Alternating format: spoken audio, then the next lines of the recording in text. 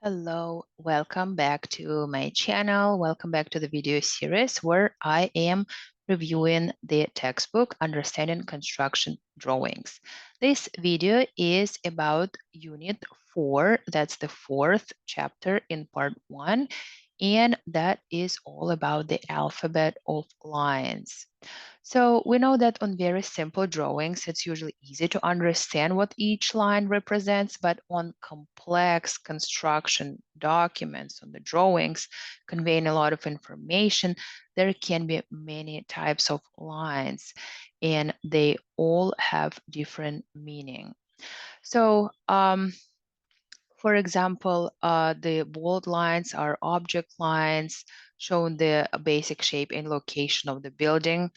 The thinner lines are not part of the basic building outline, and it's always a better practice to use dashed hidden lines to show the division because they cannot be seen from above the building. So let us go one by one. So the first one is the object lines, and there are used to show the shape of an object, and all visible edges are represented by object lines. Drawings usually include many solid lines that are not object lines, but some of these other solid lines are like we'll discuss them here in this video, and some of them we'll discuss later when we move to Unit 5, and that is the use of symbols. So when we talk about dashed lines, there is more than one purpose in the construction drawings.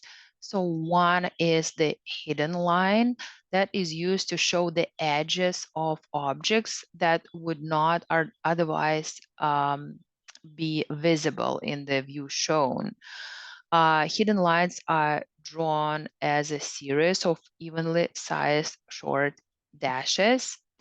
And if a construction drawing were to include hidden lines for all concealed edges, the drawing would be too cluttered and hard to read. So the most important ones are shown. The second type of dashed line is used to show important overhead construction, and those dashed lines are phantom lines. The objects they show are not hidden in the view, they are simply not in view. So, for example, the upper cabinets in the kitchen, and so on, something that is not shown in the plane. So the there are a lot of images here in the textbook, and I highly recommend to back up my videos with the textbook. So please review the images. It's so easy to understand when you actually see them. So the next type is the extension lines, and they are thin, solid lines that project from an object to show the extent or limits of a dimension.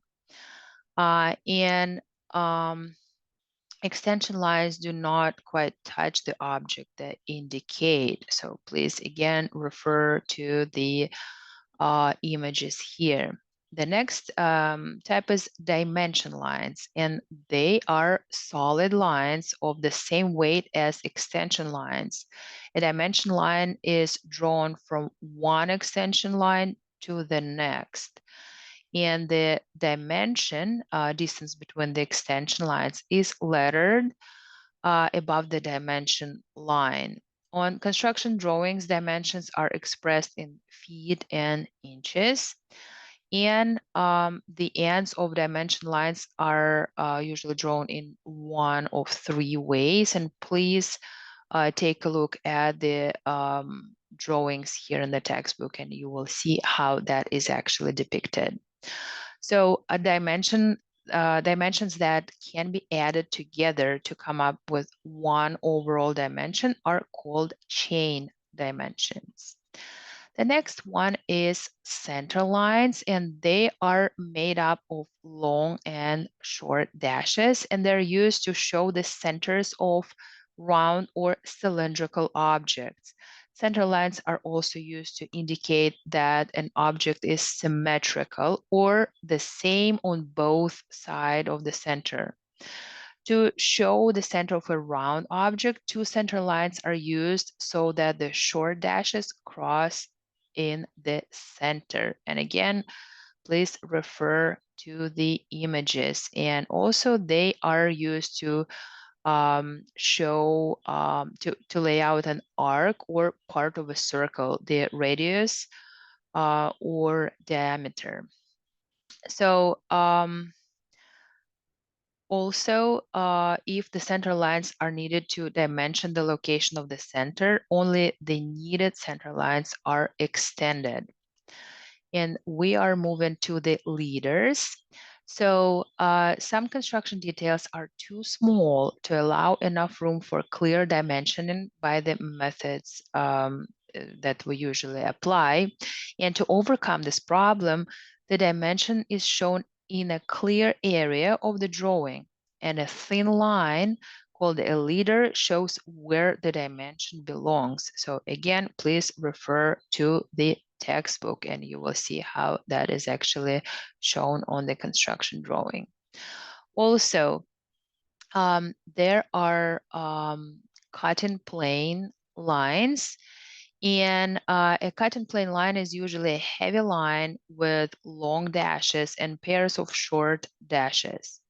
However, some drafters use a solid heavy line, but they usually have some identification at their ends and arrowheads to indicate the direction from which the section is viewed. Cut and plane line identification symbols, that is something that we are going to discuss in the next unit. That's unit 5. So please stay tuned and we'll go there. So that was it for unit 4. Thank you so much for watching. I will see you in unit 5.